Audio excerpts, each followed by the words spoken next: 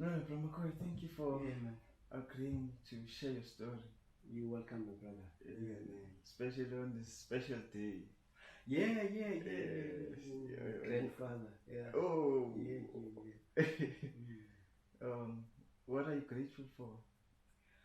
That I'm grateful that I've reached, over 60. Yeah, turning 62. It's a milestone for people like us, man. I know these days even 50 is nothing. 60, but I appreciate.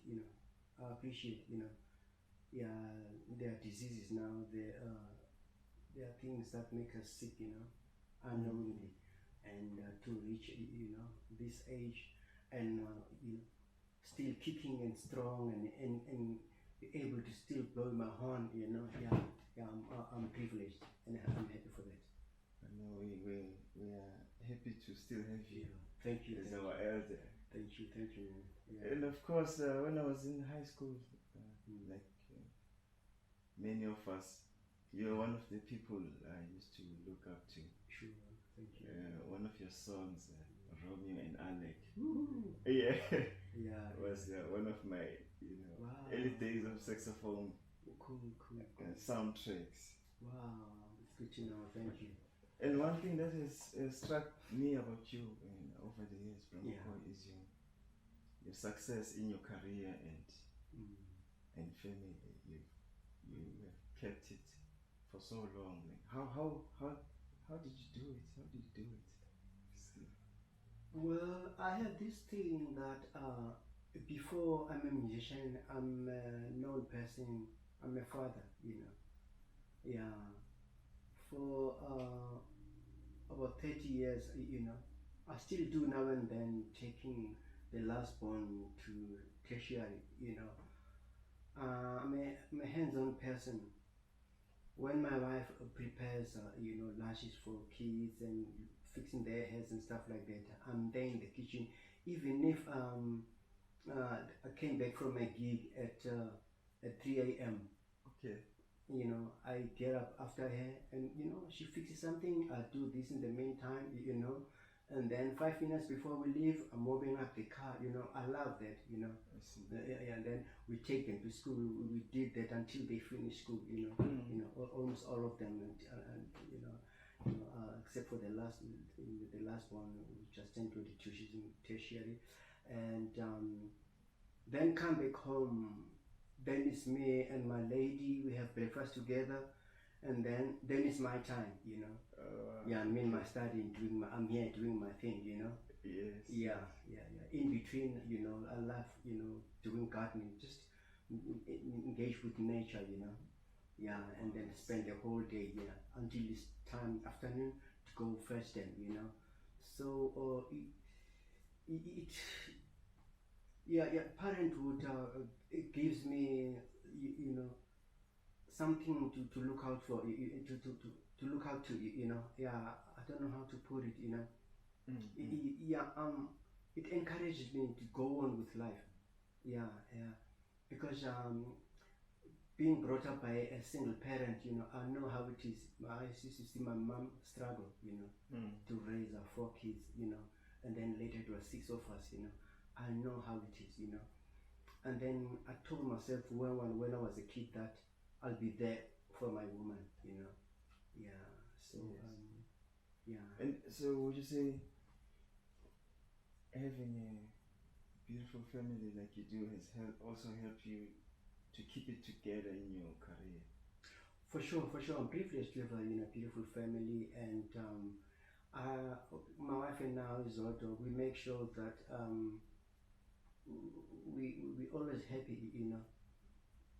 and then even if we'll always have differences, we don't dish it out there, we talk about it nicely, so that it doesn't filter into the children, because because when the problems start up there, it filters badly down, so I've got a love family that gives me love. I think it comes back to us because we try hard to give them love and support. Now your story, Bro McCoy, starts way back in '59. Yeah. Elanga. Exactly. Can you please take us back? I mean, how was the environment at home growing up? Oh man, it was very interesting. Things were done differently back in the day. There was a lot of sharing. Uh, there was a lot of music and sport. Yeah, because the Langa house was my grandma's house, my grandparents. So yeah, where I grew up, and there was music, there was boxing, there was football, rugby, but mostly boxing was more it was the sport that was more popular in our region. Yeah, because rugby was big too, and football, but boxing seemed to be the one, because one street only my street we had two South African champions, Sydney or no Peshu Sipaka, yeah. So it was very vibrant. Yeah, and then our neighbors left and right, they had a similar concept of music, being Amazon, African Zion, where that in countdown, what do you call that drum, Yeah, same concept, Napa, traditional healers, I grew up with those sounds. Every weekend, Baby Shy drum the whole evening, Yeah, we got used to that. Yeah. And then opposite my grandmom's place, there was a big band that used to rehearse there, they were, and I remember as a kid, hearing Count Basie type of sounds, they had all those charts already, this was 60s now. Yeah, like that. 60s now, early 60s. Okay. Yeah. Because when I got to know music and hear records, my uncles and my aunts' records, then I recognized, this is what some of it I heard when I was a baby, And also the cute thing about that, is a toddler. I thought that band was magical because I would go there and listen, let's say after crash or whatever, and then somehow find myself at home, and they bathing me and feeding me, I see. Yeah, I thought that band was magical. It only dawned to me years later that no, I would actually go and listen and fall asleep. A band member or family member, will bring me back home, Yeah. So one absorbed all those sounds, and seeing also smaller bands, Captain Sosa, Ezra's father, Christopher Columbus, Okay. Yeah, experiencing at Langa Hall, And how are you then introduced to the flute? Oh yeah, then the flute. It was from graduating from playing the penny whistle, which I started playing in 1976 during the uprising. Yeah, played penny whistle, and I begged my mom to buy me a flute. Yeah, she saved enough money to get me one in 1978. Yeah. And my early teachers were Robert Sitole, because when I was doing penny whistle, I followed him around, and I always be his roadie, and and he showed me stuff. And then I got my mom bought me a flute in '78, and then in '78, within a space of 6 months, I joined a professional band. Yeah, as an 18-year-old, here I am, with these big guys, at this club in Menenberg called Sherwood, which later became Club Montreal. Yeah, it was exciting times, man. So here, these big guys are like, they seeing this kid coming up with records, because I was told, bring a tape or a record, but most, preferably, a record that, the band will have to learn, because they didn't read music, Oh, I see. They had to practice whatever song you bring, for audition. I see. So I had my heavy man, Hubert Laws. I think I also have had brought Bobby Humphrey, because at that point, and also what helped me, my mom has had records of the world, I see. Yeah. And also by this time I was in Guguletu, because in 1975 I went to live with my mom in Guguletu. She had a house now in Cooks. Okay. Yeah. So and rent a shipping, to supplement, because she was housemaid. So weekends you sell booze and you record selection, and even from playing the flute, I used to mimic every song that played. Those records, and then even on radio, mimic everything. Yes. That's why she said, she must work harder and get this boy a flute.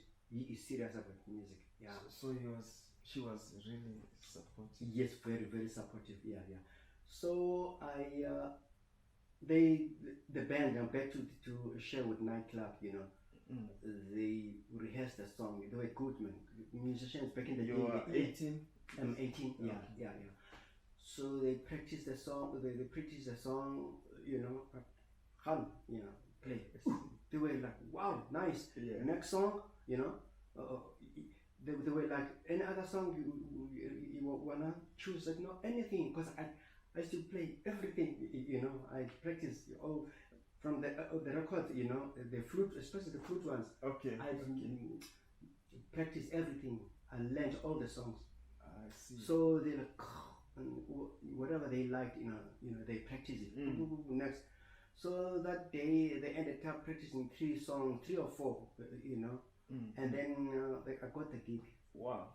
How long were you in that band? 4 years. 4 years. 4 years, yeah.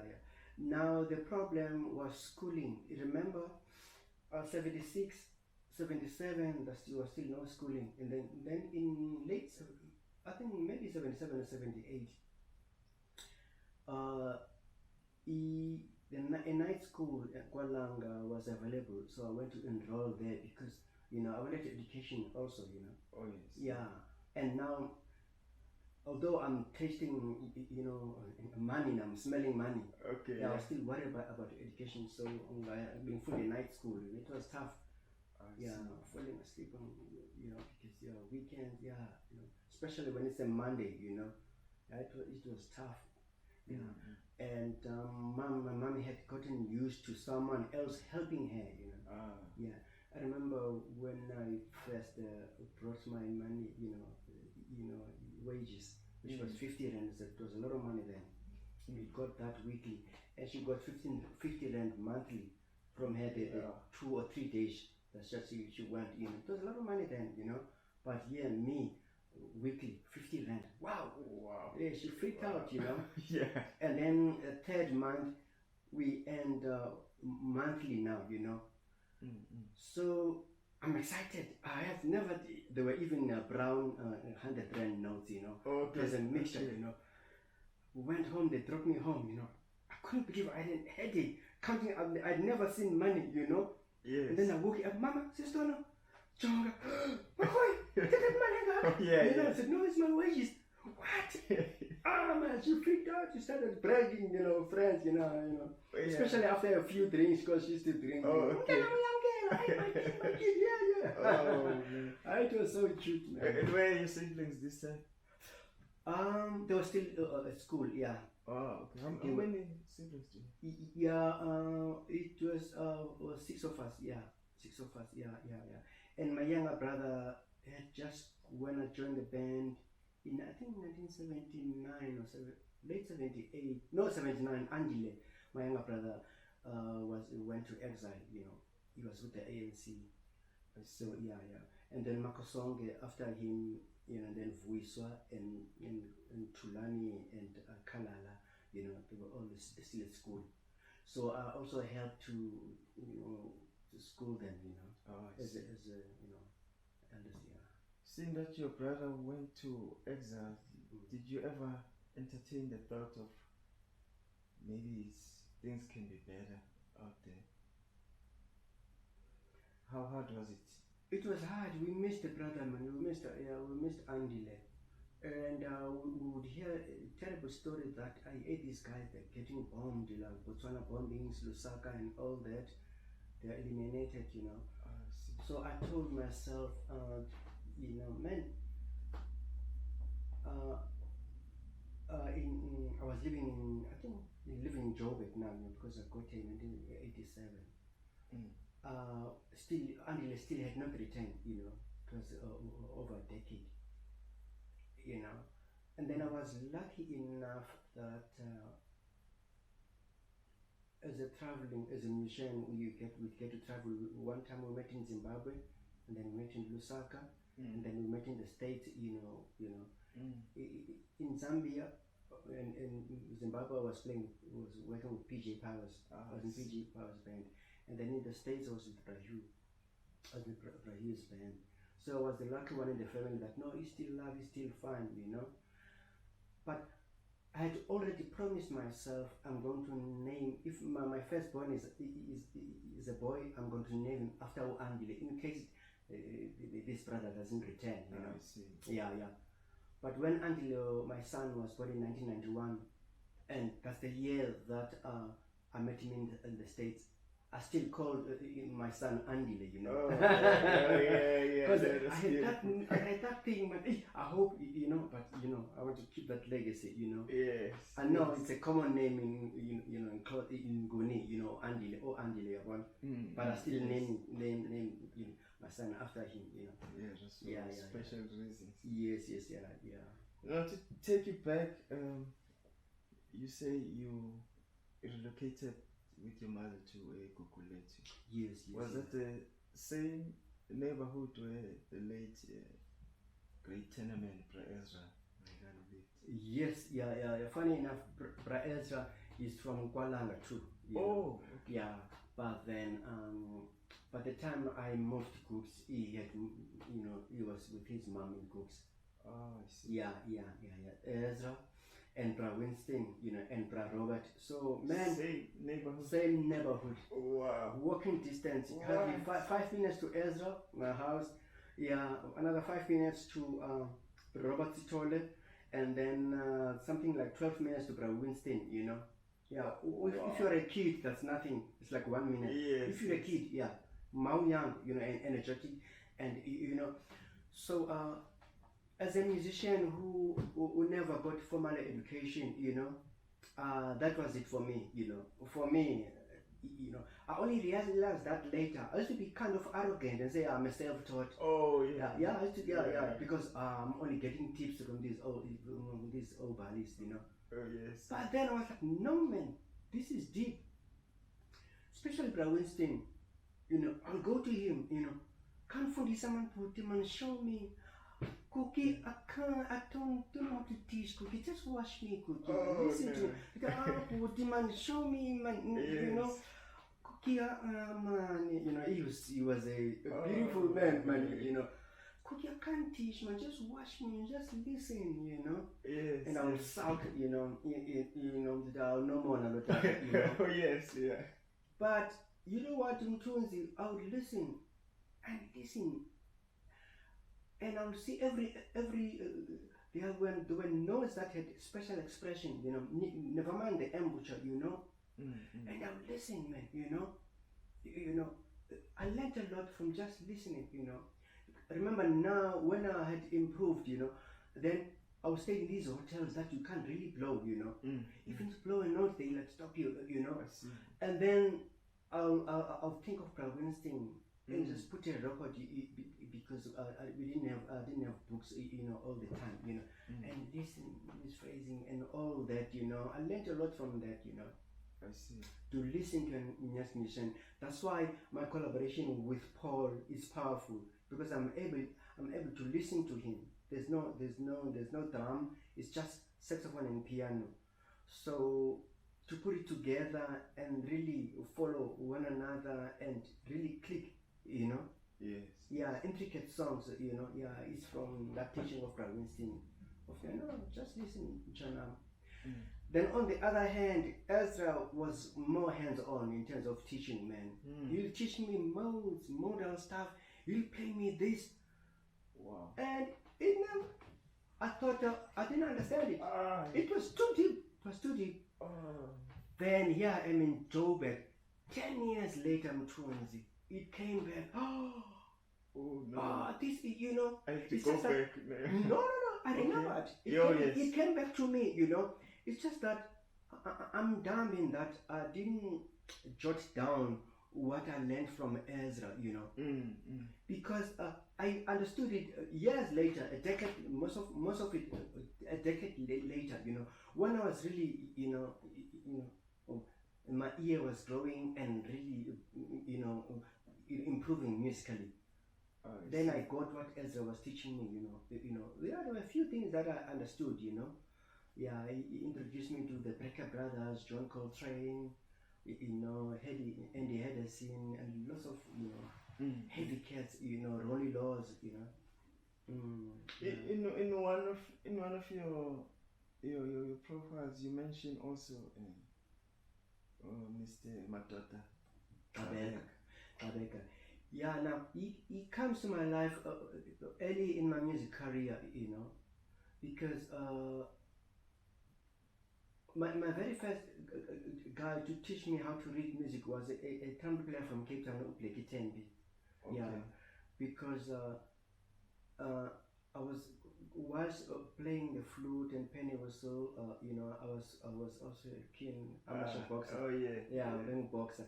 So this one day I met the gym, and then I was hearing in trumpet, do this cage, man, probably, the gym. There was still an hour. I wanted to know who's playing there. Yeah. I wasn't concentrating. I remember sparring a guy that I used to, but he beat me. He was catching me because my mind was half there. Oh yes. The trumpet that was, finally we were done. And I went to him. I asked him, this Rotman, he's practicing, and then now and then piano. This was like, wow, this is nice. I sat behind him. He could feel there was someone. Sorry. No, it's okay. You practice, And then when it was done, I introduced myself. Told him that I'm a king flute. I just started flute. I was playing penny whistle. I see there's music there, and then he pecked his own horn up, and then he showed me the first scale, where the notes are, and I was like, wow, this is hip, because I knew at least my fingering, so he taught me, and then I walked him. He stayed in a different section. I walked him home, the way I was like into him, telling me stories and musically. So he was my first teacher because Ezra and Bravisin didn't read music, in Prarobert, the older guys. Yes. So Blakey was the one. And then from there, I was curious, to know this language, because I come from a school where, from times where there were two schools, Ungaread, Godini, yeah. Oh, okay. And so then, you must read it, So, it was mixed messages. So you were caught in between. Yes, and now I wanted it, Oh, okay. Yeah, because this was developing right now, but I wanted to know, And then Bravisin's brother, Tulisila, used to play trumpet, and he could read a bit. He told me about a place in Langa, my old neighborhood, where they teach guys, Okay. to read music, and there were junior big bands, And then we went there. Ooh, it was heaven in Tunesy. Yeah. Oh, guys my age, Ooh, this was nice. And there was a trumpet player there called Monde. Ooh, it was phenomenal. Monde Ndengis. Yes, yeah. Ooh, so I met my daughter there, So why I say I acknowledge him, especially my daughter, I would even go to his house and do duets with him, I wanted, because I felt I needed, a personal teacher, he was kind enough to, go to his house, would play, he would show me stuff, the reading side of music, You also mentioned Bob Stolle. Was he related to Henry Stolle? No, not that Stolle, There were Stolle brothers in Cape Town, Robert Stolle, Josh Stolle, and I forgot the other brother. Okay, Robert Stolle was a flautist, a penny whistle player. They had a band, the Curler Kids, when they were youngsters in the 60s.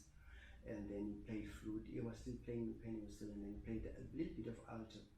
Yeah, his brother was Josh Stolle, a guitarist and singer, phenomenal gentleman.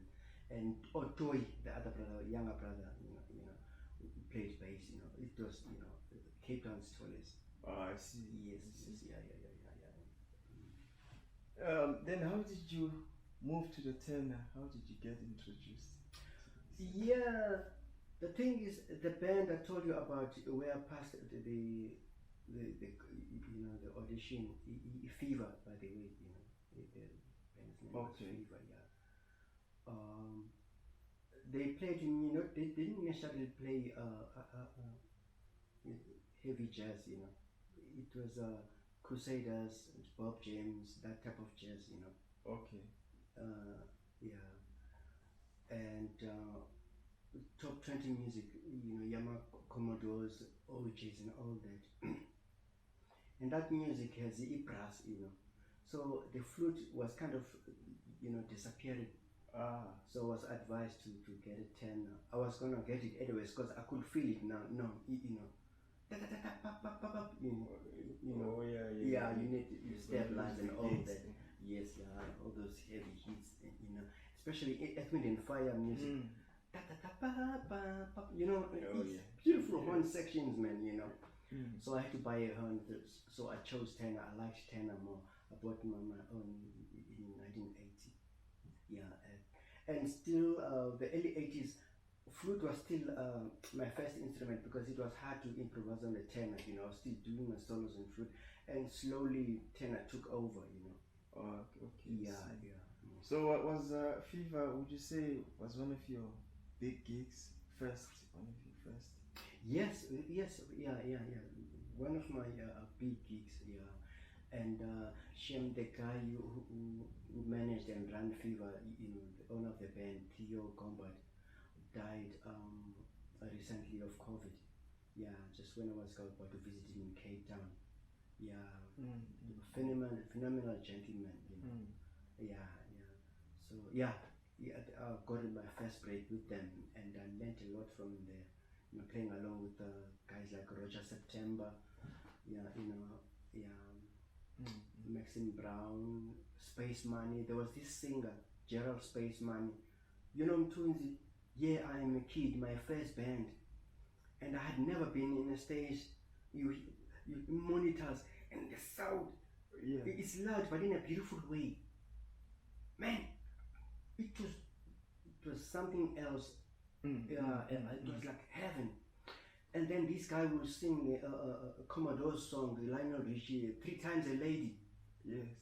Goosebumps, because there was no horn in that song, but you can't leave the stage, unless you were going to the toilet or sit on the side, It's not like a jazz set, really jazz set up when, we're there, maybe playing a shakero or, or just standing there. The guy would sing, I would like, goosebumps. He was a phenomenal singer.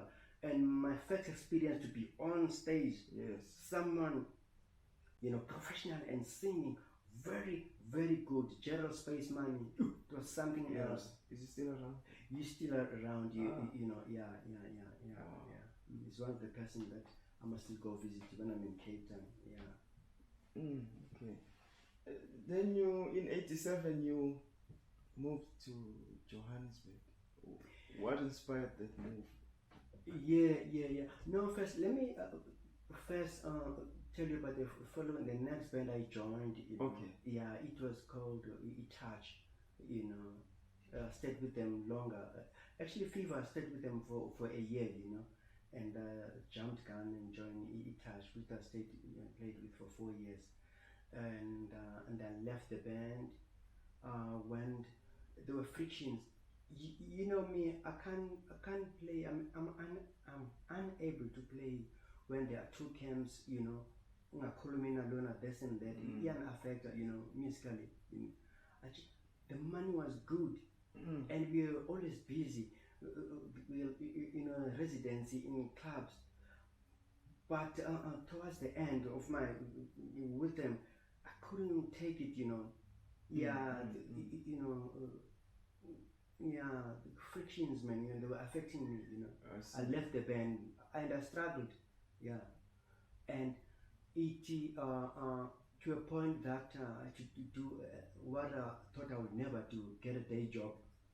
And because I had just made a girl pregnant, Okay.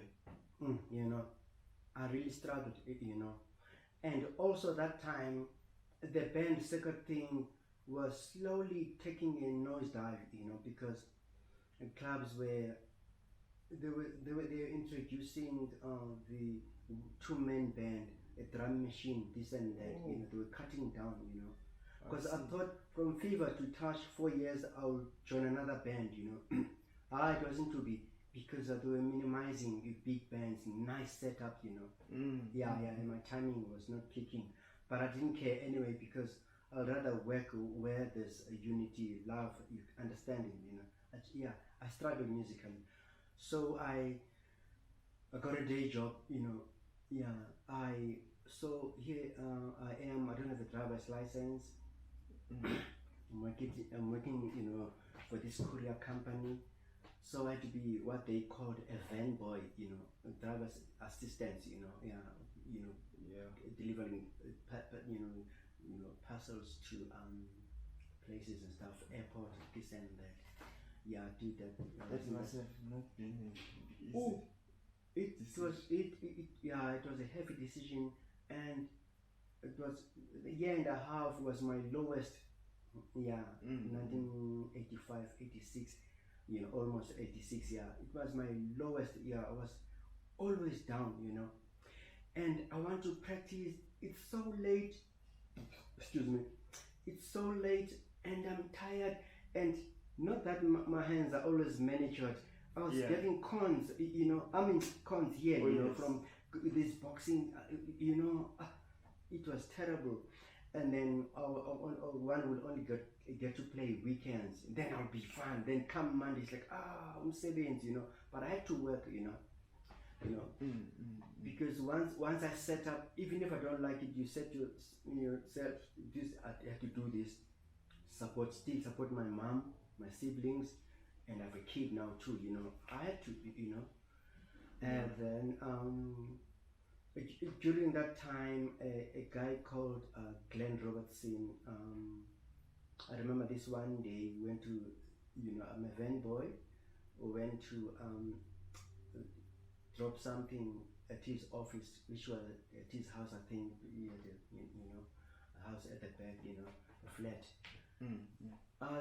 For some reason, I didn't go in there to deliver this. The driver went instead. I don't know why, because I was he's junior. And then this guy said, Archie, because I'm with Archie, Yeah, Archibald. Yeah, my name is Archibald. Oh no!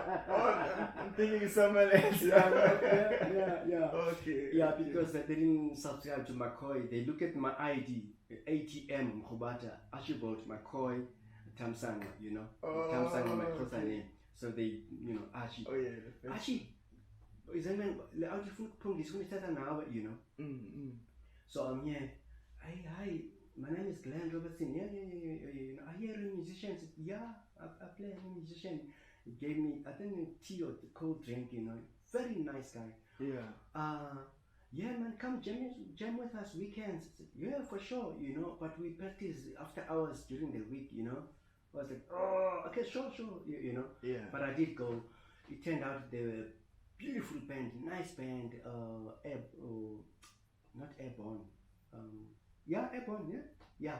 Okay. With Sean O'Connor, Mike Rurik, and I forgot the other members, I practiced, they were nice men, Yeah.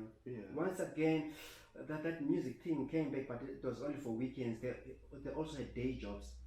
And this gentleman now, Glenn Robertson, is a pastor.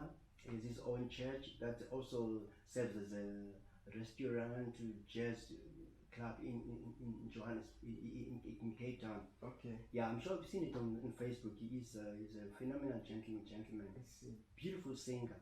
So I played with that band a bit until this guy. I was approached by a band, Lou and the Jive, to come and join them. We toured, Johannesburg. Then I was full-time in music. I was like, yay! Did you quit for that tour? Or?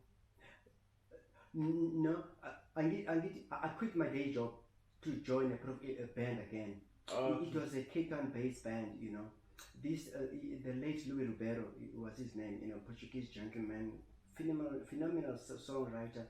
He had the late Scorpion Madondo, who was with Juluka, on saxophone.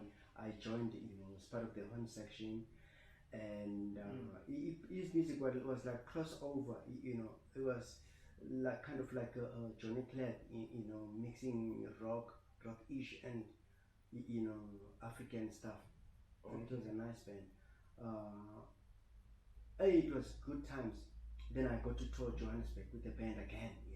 I see. Yeah, and then I was full time in music. And then going back forth and traveling. And then when I was in Cape Town, and I had left the band, and I joined another band, Vukani, with the great Max Daimani and Susan Berry. He lectures in Durban now, and Mephisto was on bass, and then later one of the Schilder brothers, Philip Schilder, they were a real jazz band. I see. Yeah, that's where I learned again, other moves, and Susan will introduce me to other music, jazz messengers, and there's this old man, tall pianist who died, 2 years ago. I just forgot his name, Yeah, and Sandra, she had, tapes of good music. I learned a lot there. And Bramex, learning to swing even more, and then left the band again, because Bramex was a good drummer, but he was full of shit. So I couldn't take it, I left the band. And then Super Mab was called the guy who managed Hot Sticks, who managed Lou and the Jazz, the band, that crossover band, saying that, man, I need that young sax player that was performing with your band at Good Hope Center. I need a sax player. Can you get him? Yeah, and that's how I went to Johannesburg. And man, the gods are great. That was the same year that I was like tired of Cape Town. I wanted to go to Johannesburg now. And also, Joburg had this thing, man, of embracing original music. Oh, okay. Yeah, it wasn't big in Cape Town at the time. Cape Town were still preoccupied with the cover versions, Yeah, on all that. I was tired of that shit, Yeah, I wanted to, So just when I was really, saving money to go to, and then Hot Sticks calls me. Oh, that's sense. Yeah, man. Yeah, exactly. So I joined this band. I played with him for a year, and then the following year I joined PJ Powers, and then the following year Stimela. Can you see? There's no jazz band, Oh yes, yeah. It was purpose. I did it on purpose, because I've always been curious of other genres, I've always, I figured also Johannesburg is gonna introduce me to check other, the other side of music, not just jazz and R&B of the day, that the commodores and that. I really wanted to widen my scope as a musician. I see. Yeah, that's why I accepted all these gigs, and also jazz guys, Bobra Late Sipokumet and Bratemba Mkize, they wanted me in their bands, Yeah, I will be like, hey, no, I'll have to be there to put Sipo. He brought me here. Come on, payment. By Teta, They wanted my services because they had heard of me, Okay. I was already famous because of my mom. The other thing my mom did when I'm truancy, she used to accommodate musicians that came not only Joburg, all over, because back in the days, in the 60s and 70s and 80s, we were not allowed to stay in hotels. So visiting musicians, must stay in the location, the township. So my mom, that's where my mom came into, especially the gang, I say, Yaka Gibson Kente. Yeah, they know my mom, Oh. Yeah, and then there was a famous thing, Kubo McCoy. Yeah. Oh. If you Kubo McCoy. The weird thing also, I was in Joburg.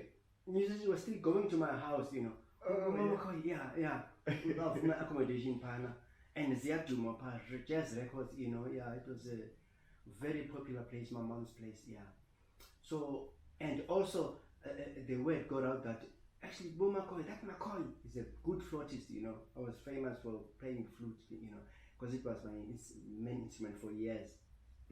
So here, the guys bars good. Hey, McCoy, is shouting. Hey, they were after me. Shame, you know. I see. Yeah. No, I want this life. I want this pop life now. Can't mean Oh yeah. I want this. Yeah. So hot sticks, you know, Stimela, PJ Powers. Yeah. Wow. It was great. That's beautiful. Yeah. Whilst with PJ Powers in 1988, I got a recording deal in Zomba Records, you know, British-based company. Because their talent scout was the late Kolo Libona, a blind gentleman. He just loved my sound, you know, and he offered me a recording deal. And I told him, hey, I'm Nazgoma, you know. Yeah, what? No problem.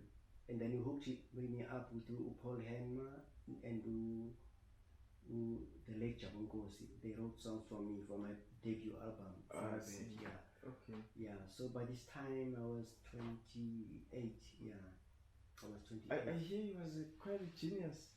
Prekoloi, yes. Yeah, he had a good ear. Prekoloi, he was a genius. Yeah. Yeah, he produced a lot of people. You know, Jonathan Butler, Bayete, the original Bayete, and yeah, lots of.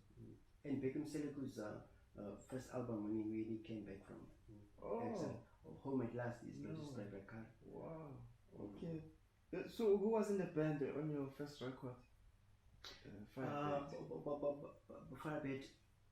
The Teta guys, Bakiti Kumalo, Vusi Kumalo, Rashid Lani, and Lawrence Mashiza. Yeah. And then the percussion was recorded later UK by Francis Foster. Oh, okay. Yeah. And then the other rhythm section, it was Victor Masondo, Philip Menchis, and one song was composed by the late Brenda Fassie's late boyfriend, who he was a pianist, big dude. He wrote that composition for me and he played on it as well. Yeah, I forgot the other keyboard player. There was another pianist. Oh, of course, the songwriter Rajabunkos played as well. Okay. Yeah, and the legend John Conco was on guitar. Yeah.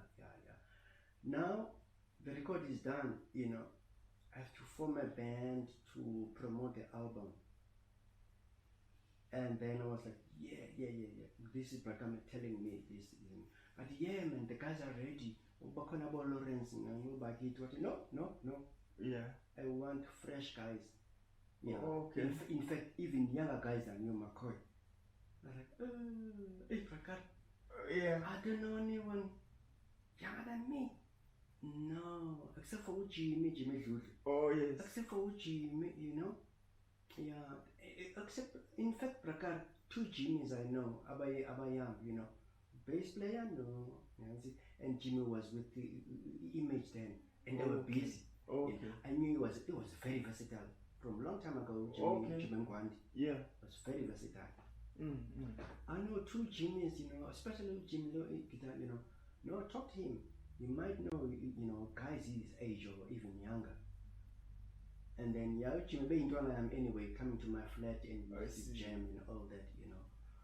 And then hey, nice one, McCoy. He was fresh from Swaziland, and he played Swazi. You know, he basically Swazi. You know, I don't know what was wrong. What's wrong with guys? You know, when they come to a city, you know, we have Sabukuti Mozambican. I don't know what was. I don't know in Florida or Akazufumanim Seventh. You know. I noticed this with me coming from Cape Town, you know. Yeah. There were guys, many Xhosa guys, they refused to speak Xhosa, and some will go to a point but change the surname Zabo, you know. Yeah, there was you know. I know it was economical. There was this thing. They are being other, you know, tribes are being margined, you know. Sideline. Was it that serious? Yeah, it was serious, you know. Yeah, And then let me tell you a short story also. My first house in Berea, I once got a call. This gentleman says, "Hey man, check my phone book before cell phones. Yes. Man, I see my phone book. You're Mrubata, got this number, My name is blah blah blah blah Mrubata, So I need help, man." He's telling me a story that he wants to fix his surname. Now he wants someone fix it by way of fixing the spelling, because he was spelled Mrubata as like Sutu, KG or whatever, Oh yes. Yeah, this is the right spelling. We want to home affairs, and because my father, when he came here in the 60s, he had to change and play Sutu, Tswana, so that I found umsebenzi kahle bangamchukeli, yabona. Yeah. Yeah. But hey, sorry, I'm sorry to hear that. And then he says, but first I forgot to ask you, are you by any chance older than 40, over 40? Yeah. I was like, unfortunately not. Yeah, because you need to be older than me. Oh man. And then he says to me, by any way, do you know this guy McCoy Mrubata? I said, "You speaking to him?" Wow! What? He's like, he's the only famous Mrubata I know. Oh man. Is your father still alive? No. Yeah, but in Cape Town. Oh man, I wonder, hey man, I'd like to see you one day, it was that serious, this, So I don't know whether with Jimmy it was a similar thing, He was not, he didn't say it, but anyway, we learned later that he's actually from Mozambique, but Wakala was stationed in Swaziland, and were playing his teenage years, part of his teenage years, he was in Swaziland with his friends, the late Jatama Kakula, Lucas Kumalo. So now speaking to him, back into the story now of getting the band, he said, no, I have guys in Pumanas, Swaziland, Okay. He brought these guys who Nhlanta Makagula, the late Nhlanta, Lucas Kumalo, and then he knew a young drummer by the name of Chipa Mashuku, Okay. and then keyboard player, from Eastern Cape, Moise Zazi, he knew his age gap, Oh, okay. Did you know them? I didn't know them. Oh, okay. Yeah. The only guy I had seen, I didn't even know he was a pianist or keyboard player. It was Moise, the guy from Eastern Cape. I used to see him at Mega Music, Yeah, that music hub there, I would see him, roaming around, Turned out he was looking for gigs, He wasn't lucky. But then when, said, hey, I've seen you, introduced, McCoy band, and then Gavaniki tape, the South band was from McCoy's Brotherhood. Yeah, Jimmy basically brought, all the band members. Mina bengazinhlanga zamobakiti or Lawrence, yeah. And that guy was happy. Yeah, so he had the fresh, he could hear they were not experienced, Yeah. but he loved that. But no, you'll grow together. Yeah, nice, Wow. Yeah. Wow. And the band became so good to a point we won competition in 1989-90, that was sponsored by Gilbey's, this gin, Gilbey's. Yes. It was called Gilbey's, News for Africa. I think that competition went for 3 years, They supported him in music, that brand. So, Sashaya, you got the category, it was first regional, Sishaya, Abohrutman Mam, with Temaki, with Arthur, the late Jabu Kanyile, Yes, yeah. Sashaya, Yeah. young band, me and my young band. Yeah. Good regionals. And then Cape Town, Sashaya Boringo. Durban, Sashaya, the late Manja Masuk, the band, he stacks, Okay. Yeah, Neza knows, nationwide now. So my better love. McCoy's Brotherhood. Oh, yes. Yeah, with simple thing, Those boys were not that good, Okay. But Jimmy was outstanding, was strong, But we were tight, Okay. And also I taught them discipline, when you go on stage, because all the times you're given 10 minutes, the other bands will break and really, and technique was there. Other bands, they were shining, but their hits, you know. Oh yes. But they still didn't win. Sabasha still. So because of this discipline, you know, always nicely dressed, and also gents make sure nichunile off stage, you know. Africa stage,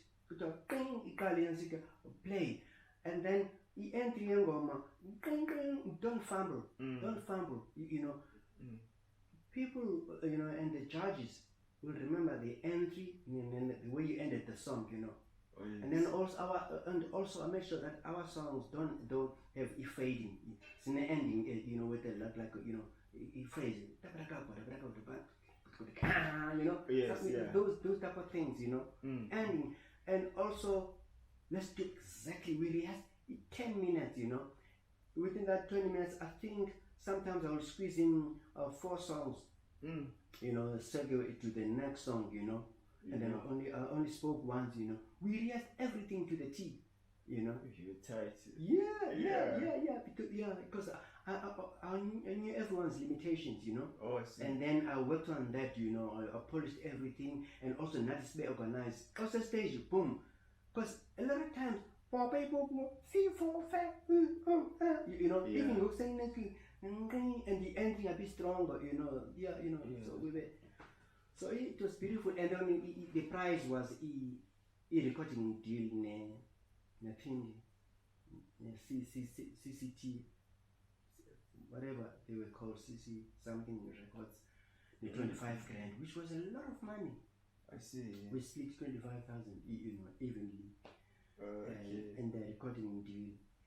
Now it's to get the recording deal, and guess who was was in charge, you know, one of the Peter Tlati. Oh. Yeah. What's that recording company? CCM, something, yeah. But the EMI Records was affiliated to them, you know. Okay. But then Brad Pitt, we didn't take it because he wanted us to do what was selling at the time. You know, funny enough, he's a jazzman now, but then wanted us to do meeting this up, you know, but it was gospel, Rebecca style, you know, serious, I'm joking, a jazz guy now, you know, and then, get to see Zozako as producer, okay, Tati Sankomota said, I was like, Rapita, no man.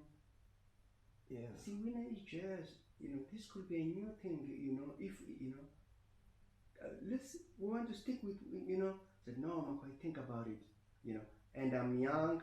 Shem, he was still open, but although he was, you know, trying to, you know, it's kind of forcing to us to, you know, take these other genres that are selling at the time, you know. Yeah, I'm young. I was like, stuff it, you know. I didn't go back. So I didn't pursue that, you know. Okay. That deal, you know. When you talk about the discipline in the band, you were quite young then. Yeah. Where did you learn that kind of discipline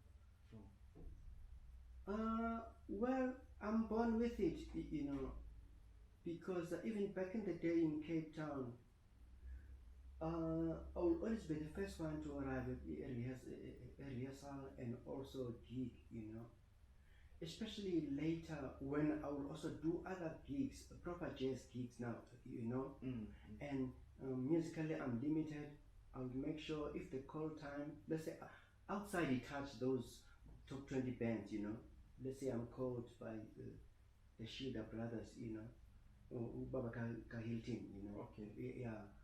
Or Henry February, you know, I'll make sure I'm there and really try, you know, get the program, you know, work those songs nicely, you know, and warmed up, you know. I've always been, you know, it's like, and also time-wise, you know, i-bands akudala were fetched by ikombi, you know, they get all the band members.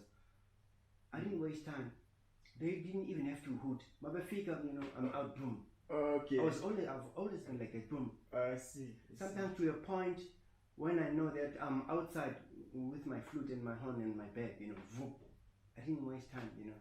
Yeah, I'm born with it, you know. Would you say those are attributes a sideman or later band leader should have for him or her to be successful in this industry? Man, I try to instill that to band members, you know, those are needed, you know, despite being a sideman or a leader, you know. Of course, they work handy once when you're now in charge, you know, so that the things come right, you know. Yeah. So no, you need discipline. Yeah. I remember when I first came up with the concept of brass cup. And the brass cup, the idea behind the brass cup is that to merge McCoy and Friends, which is the band Abu Andre, Paul Henma, Prince Lingwasa, and younger cats, you know, McCoy and Friends, Mastang Nabo, and the first batch of young cats were. In fact, I wanted you, but it was a phone when. Yes, I wanted you to be in it because I loved your son. There's something about this kid. That's what I saw also Moses, the late Moses, Kumalo. You know? Yeah, when I went to do my workshops, I chose him, you know. Yeah. And Moses Mleleko. By the way, Moses was part of the Brotherhood later after Moses left. Oh, okay. Yeah, wow. Yeah. He even stayed at my house. Oh, yeah, when he was a kid at Fuba, at Fuba, and he stayed with us. And then when he was phenomenal, man. You know? That is his debut album, Finding Oneself. He workshopped those songs. I was his guinea pig, you know. Oh, okay. I mean, here I'm an adult in my balcony. He's teaching me all those songs. I knew that whole album, you know. Wow. You know. And then later came Wafumani deal. It was ready. It was so beautiful. I was so glad, you know. Wow. Yeah. So the first young bunch of young guns were Abu Karabo guys who were Brajoni and Megwa students, you know, Abu Karabo Motlala, Laking Waza, John Sayasholo, Tukolo Mumuekits, you know. I matched them with, you know. Okay. Yeah, for me, Braska, you know. Now, why I'm getting there, those guys didn't know time. I was like, hey, this is you know, this is something else, you know. Yeah. I put in, I'm a Minnesota, and I said, no, it doesn't work like that. It doesn't work like that. You must be on time. Zokshiyana, you know. Because I used to meet them a box bag or some other terminus. I forgot the name, you know. I said Atlas Road. What's that terminus again? Atlas Road behind there. It's a burek type of name. Anyway, they'll be late. Said no, man, no. You must know time, you know. And then finally they got the hang of it, you know, And then I will tell them, listen here, boys, you know, when you run late, like what you did, let me know when you run late, you know. Yes. So that I know, because you know, with me, time is the most thing, one of the most important things. Me, that's how I roll, you know. You'd rather play a bump note than ube late, you know. You know, punctuality is the key, man. Ube clean, you know. And I remember one time in Boxburg, you know, we were waiting for two more guys, and then the real band, my band members, you know, Andre, you know, they're still like 30 minutes to reach the venue. Two of my band members called. I put it on a speaker. Hi, Mac. I knew what the call was. Mac, it looks like I'm going to be about 10 or 5 minutes late, né? Sorry, man. Okay, thanks. And then I looked at the boys. No, sure, Andre. No problem. You see, they're saying this in advance. Oh yes. Yeah, we still going to the venue, but we are going to over late. You can see that. And then another call. I don't know if it was Prince or Paul. Same thing. Yeah. Hey, Mac, I'm gonna run late.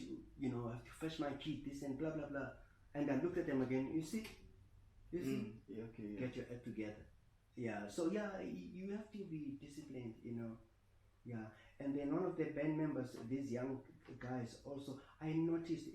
During break, he was smoking too much. He was getting lost. I told them, hey, don't do that. Yeah.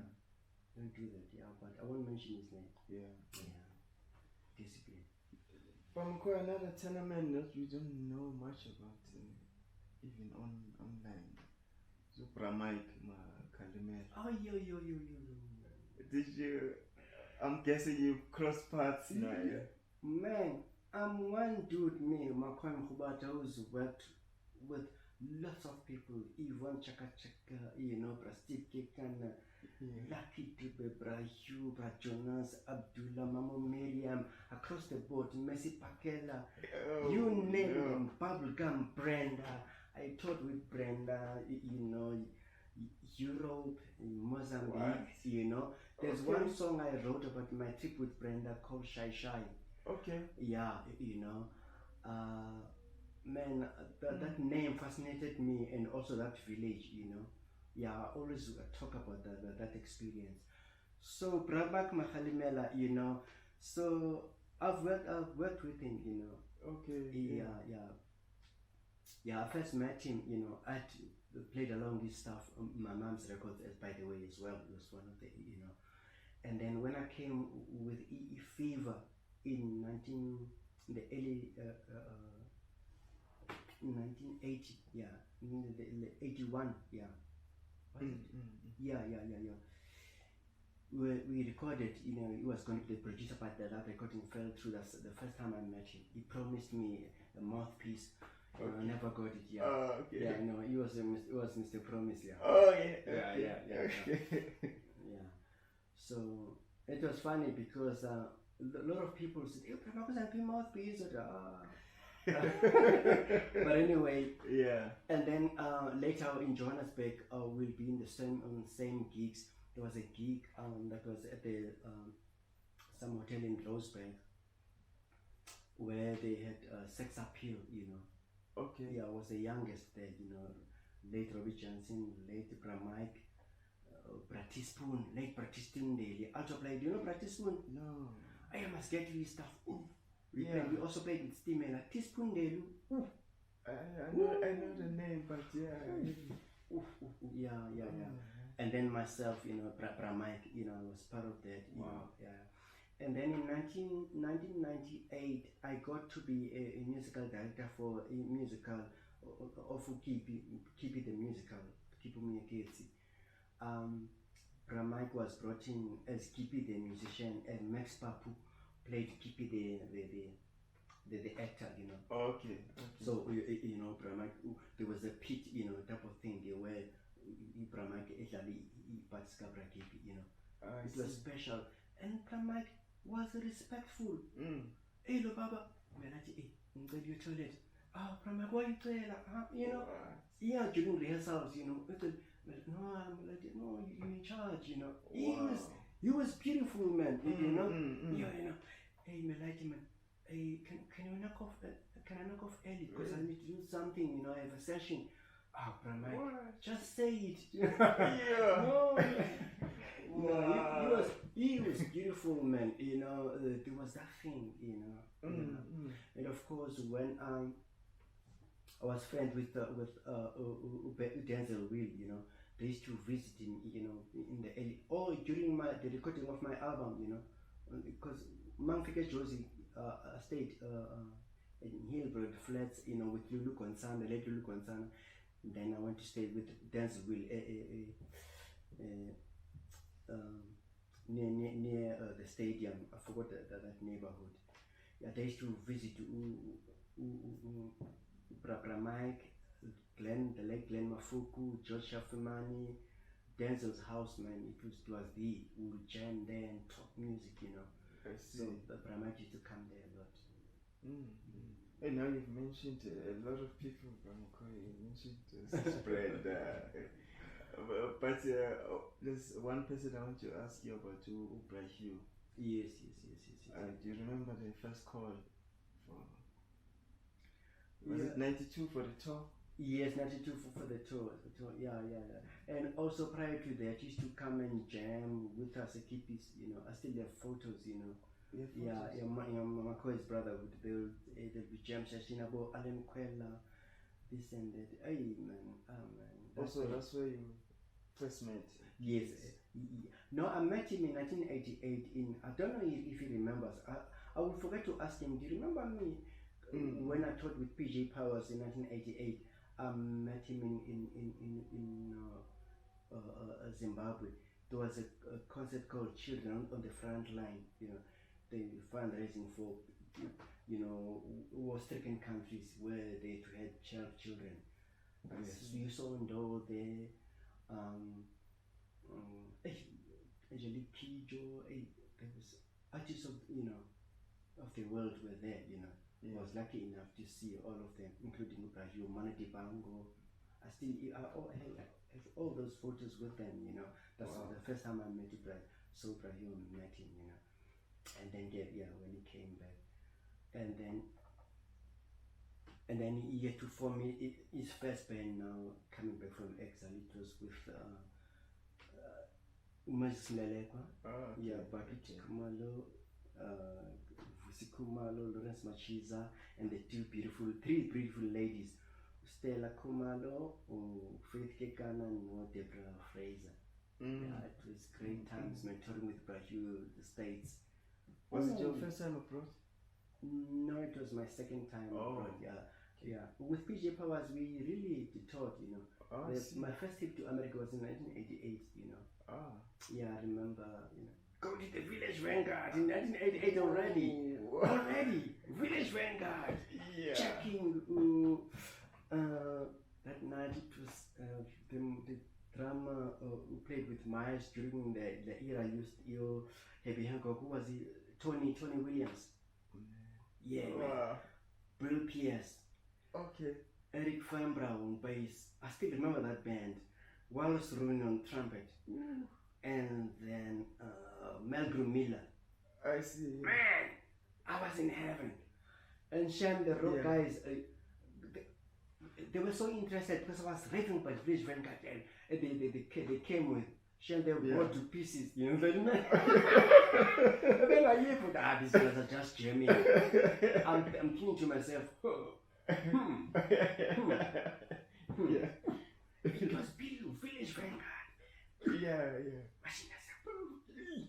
It was something else. Yeah, but things were happening for you here at 88 already. Yes. But you're in the States. Did you ever feel the need to hey, Mama Sarah? Maybe things would be greater. You never had that feeling? No, not really. I knew deep down that my career is still growing, you know. I'll get there, you know. And also, I'm a patriotic South African, you know. And as much as my country is fucked now, you know, it's up to shit, you know, I'm gonna stick around, you know. I've always had that home is home, you know. Yeah. I'll go to this place and visit and go study if I get the opportunity. But I won't live anywhere except, you know, this, you know, beautiful now, lately, you know, upside down country, you know. I always had that, you know. Okay, yeah. No, you know. But I knew deep down I'll make frequent visits, you know. And it's, you know, lucky enough and through also spiritual belief and hard work, you know, I've managed to do that, you know, to kind of frequent, you know, in a way, yeah. Were you seeing the light also that time meeting? Freedom is coming. Yes. Okay. Yes. And also I had the privilege of having a brother who knew behind the scenes, you know. Yeah, Andile, you know. Even already in the 80s, No, say, bayathetha. Yabona kaka ubhota. Yeah. Bayathetha. Negotiate. And meanwhile, there's still bombs, bombing and this and that, But no, can negotiate. But really, yeah. So yeah, I had some insight, Okay. Yeah. From McCoy, in general, it's a challenge to have a friend, and especially in this industry. But to have someone, who is like family, it's even more special. Sure. I'm guessing for you that's Paul and Paul Heyman. what has set him apart from all the peers that you have come across and worked with? Man, we both can't really explain it because we didn't set out to be, this tidy Jew. I mean, before Paul, I was tied with Denzel Will, Okay. Yeah, and many other guys, Lulu Konsana, Yeah, I don't know what made partnership with Paul and friendship last so long, and mutual respect, and to be, yeah, because it wasn't easy in the beginning because coming from different backgrounds and also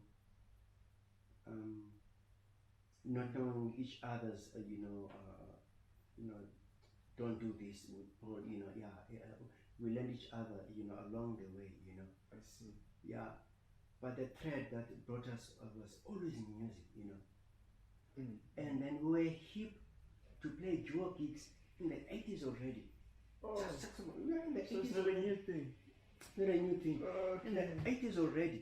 Whilst workshopping his music, and then I'll call him up for a cocktail gig. There was a place in Melville. It was a tiny hotel. They had jazz. Almost every day, Tuesday to Sunday. Okay. Yeah. No, Sundays was closed. Yeah, Tuesday to Saturday. Rocky Rhythm Bar. Jazz pioneers played there, and rhythm and blues was there too, And this old man, there's a beautiful trio, Uncle Linda, Captain Linda, trio, many bands, Because I've always tried not to burn bridges and to make friendship with lots of people across color, across, and non-musicians, and I like to click with people, although I don't impose my friendship, I just, if I get a call, I'm there early. Sometimes we get to talk. So during my visits, playing with Lou and the Jive, I struck a friendship with the owner of the rhythm bar, the owner of that whole, a guy called Gerrit Nutze, And then when Brautix called me, he said, "Zotlala nami Soweto painful." That no, I'll be fine. Okay. Because I'm independent, Yes. I didn't want that, And then I called Gerrit up. He said, "No, come." I said, "How is this gonna be? Because I'm young. I'm gonna stay young." No, just jam once a week. That's jam once a week. What? That's your payment. I was like, wow. And then boom, yeah, Roxy. Yeah. But Tuesday, I was playing every evening. The way I loved music. Yes. What I will practice the whole day, practice the whole day. Later, It is luxury. It was So that this was the early 90s. I stayed at Roxy until Shem. I thought, no, it's okay now, And then I stayed with, I moved to the Shano Dancer, Dancer Will, yeah. I don't know why I brought that point up. What was the question again? We're talking about your friendship with Oh yeah, Paul. I called him to do, and then Harry said,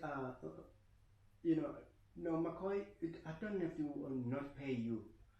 Do my cocktail hours as well. Just bring a trio, Okay. Are you? And then I asked him, are you cool with a duet?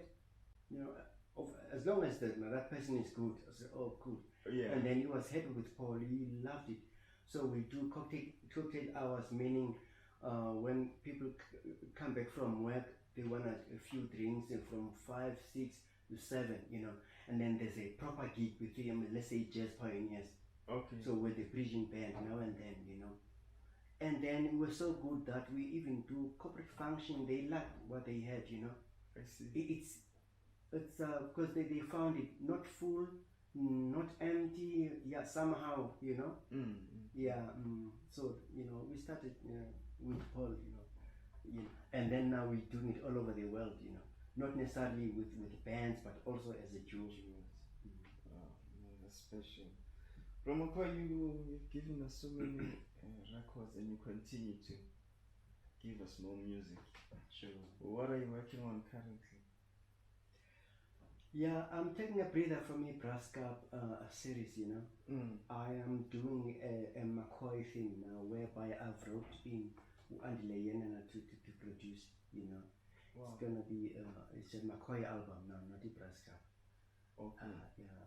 So Andile is producing it, and Ushubi Kwebulana, one of my nephews, he is arranging the voices. The album features, this guy called Complete. It's a vocal band. Oh, okay. So I wrote him Shubi too, because he understands my style, like Luyanda Matope. Yes. Shubi understands my style, Mm. Yeah. Or the coach, how they approach, my compositions. But to Andile is the overall guide, oversees everything on the side. So we've done recording. We are a stage of mastering now, mixing and mastering. Okay. And yeah, that's where I'm at. And it's gonna be called Quiet Please. Ooh. Yeah. Yes. Yeah. Yeah. I'm looking forward. Yeah. Thank you. Yeah, but McCoy, thank you so much for your time. You're most welcome. The story continues. Yeah, exactly, Chanam. Yeah. Go into it. Yeah.